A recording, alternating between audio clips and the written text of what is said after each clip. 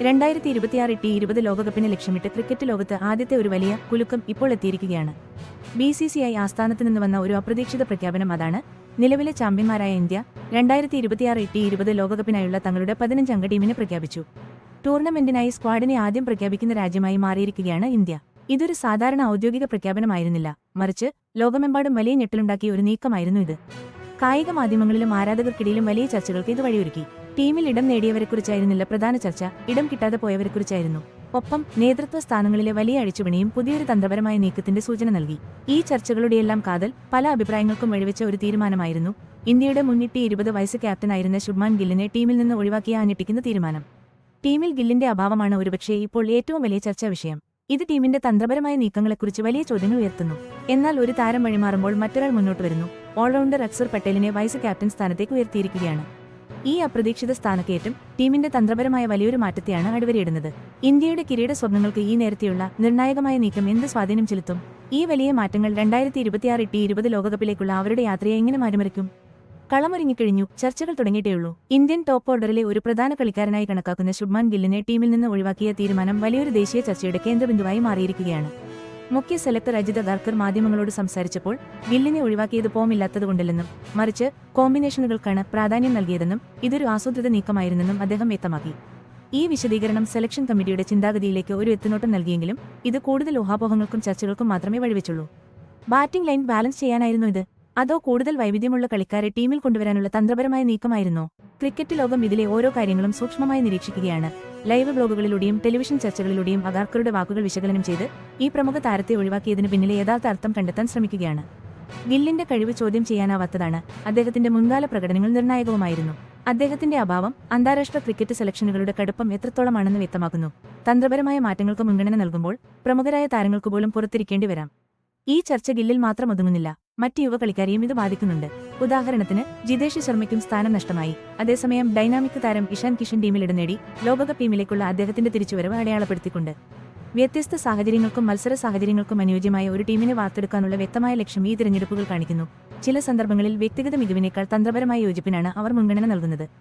ഒരുപാട് ചർച്ചകൾ നടന്നുകൊണ്ടിരിക്കെ Akshar പട്ടേലിനെ vice ക്യാപ്റ്റനാക്കിയത് Indian സെലക്ടർമാരുടെ ഒരു വലിയ തന്ത്രപരമായ നീക്കമായാണ് വിലയിരുത്തപ്പെടുന്നത്.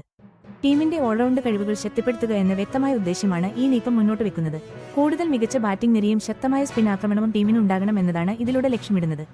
ബാറ്റ് കൊണ്ടും ബോൾ കൊണ്ടും അക്ഷർ സ്ഥിരമായി മികച്ച പ്രകടനം കാഴ്ചവെക്കുന്നതും സമ്മർദ്ദഘട്ടങ്ങളിൽ ശാന്തനായി കളിക്കുന്നതും ഒരു നേതൃപരമായ റോളിലേക്ക് അയാളെ ഏറ്റവും മികച്ച ചോയ്സാക്കി മാറ്റുന്നു. ഇതൊരു വ്യക്തിഗത മികവിനെ മാത്രം അടിസ്ഥാനമാക്കിയുള്ള കാര്യമല്ല, പല തലങ്ങളിൽ ഉപയോഗിക്കാവുന്ന തന്ത്രപരമായി വഴക്കമുള്ള ഒരു ടീമിനെ കെട്ടിപ്പടുക്കുന്നതിനെക്കുറിച്ചാണ്. അതിവേഗം റൺസ് നേടുന്ന വിക്കറ്റ് കീപ്പർ ബാറ്റ്സ്മാനായ ഇഷാൻ കിഷന്റെ തിരിച്ചുവരവ് ടീമിന്റെ ഈ ചലനാത്മകതയോടുള്ള പ്രതിബദ്ധത കൂടുതൽ ഉറപ്പിക്കുന്നു. കിഷൻ സോഷ്യൽ മീഡിയയിലൂടെയും ചില ചെറിയ പ്രതികരണങ്ങളിലൂടെയും പ്രകടിപ്പിച്ച ആവേശം ഈ താരങ്ങൾക്ക് ഇത് എത്രമാത്രം പ്രധാനപ്പെട്ടതാണെന്ന് വ്യക്തമാക്കുന്നു. BCCIയുടെ മാധ്യമ പ്രസ്താവന ഈ തിരഞ്ഞെടുപ്പുകൾ ലോകകപ്പിന് മാത്രമല്ല ന്യൂസിലൻഡിനെതിരായ വരാനിരിക്കുന്ന T20 പരമ്പരയ്ക്കും എത്രമാത്രം പ്രാധാന്യമുള്ളതാണെന്ന് അടിവരയിടുന്നു. ഈ ഇരട്ട ലക്ഷ്യമുള്ള ടീം പ്രഖ്യാപനം സൂചിപ്പിക്കുന്നത് തിരഞ്ഞെടുക്കപ്പെട്ട ഈ 15 പേരാണ് ഇന്ത്യയുടെ T20യിലെ ഏറ്റവും മികച്ച ടീമെന്നാണ്.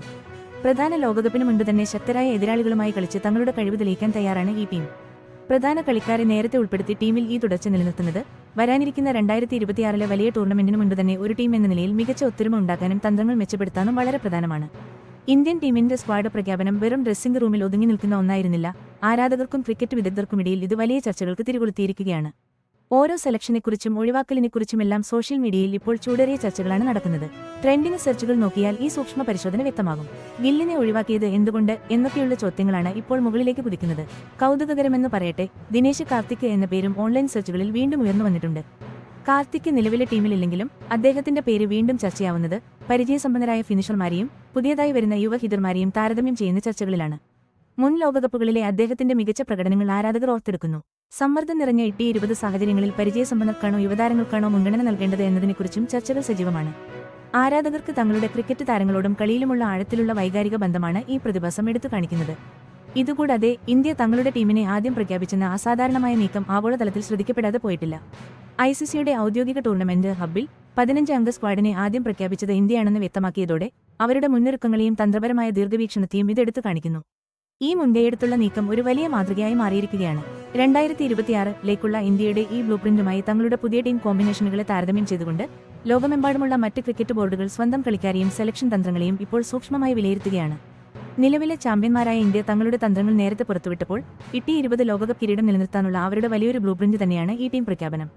ഗില്ലിനെപ്പോലൊരു പ്രമുഖ ബാറ്ററെ ഒഴിവാക്കി അക്സർ പട്ടേലിനെപ്പോലൊരാൾക്ക് പ്രാധാന്യം കൊടുത്ത ഈ തന്ത്രപരമായ മാറ്റം ടീമിന്റെ ബാറ്റിംഗ് ഡെപ്തിലും കൂടുതൽ സ്പിൻ ഓൾറൗണ്ടർമാരെ ഉപയോഗിക്കുന്നതിലും ഇന്ത്യ ശ്രദ്ധ കേന്ദ്രീകരിക്കുന്നുവെന്ന് വ്യക്തമാക്കുന്നുണ്ട്.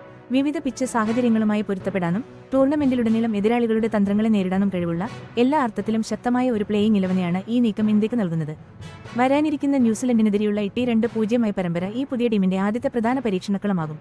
ടീം ഒത്തുചേരാനും പുതിയ തന്ത്രങ്ങൾ പരീക്ഷിക്കാനും നായകനിരയ്ക്ക് തങ്ങളുടെ സ്ഥാനം കൂടുതൽ ഉറപ്പിക്കാനുമുള്ള ഒരു സുവർണാവസരം കൂടിയാണിത്. ഈ നേരത്തെയുള്ള നിർണായകമായ നീക്കം ഇന്ത്യയുടെ ലക്ഷ്യം വ്യക്തമാക്കുക മാത്രമല്ല 2026 T20 ലോകകപ്പിനായുള്ള ആകാംക്ഷയെ ഒന്നുകൂടി തീവ്രമാക്കുന്നു. ഇനി ലോകകപ്പ് തുടങ്ങും വരെയുള്ള ഓരോ മത്സരവും ഓരോ പ്രകടനവും ഓരോ തന്ത്രപരമായ തീരുമാനവും ഈ ടീമിന്റെ പ്രകടനത്തിന്റെ അടിസ്ഥാനത്തിലായിരിക്കും വിലയിരുത്തപ്പെടുക. കിരീടം നിലനിർത്താനുള്ള ഇന്ത്യയുടെ യാത്രയ്ക്ക് ഇതോടെ ഔദ്യോഗികമായ തുടക്കമായിരിക്കുകയാണ്. ഈ ധീരമായ പുതിയ തന്ത്രം അവരെ വിജയത്തിലേക്ക് വീണ്ടും എത്തിക്കുമോ എന്ന ആകാംക്ഷയോടെ ഉറ്റുനോക്കുകയാണ് ക്രിക്കറ്റ് ലോകം.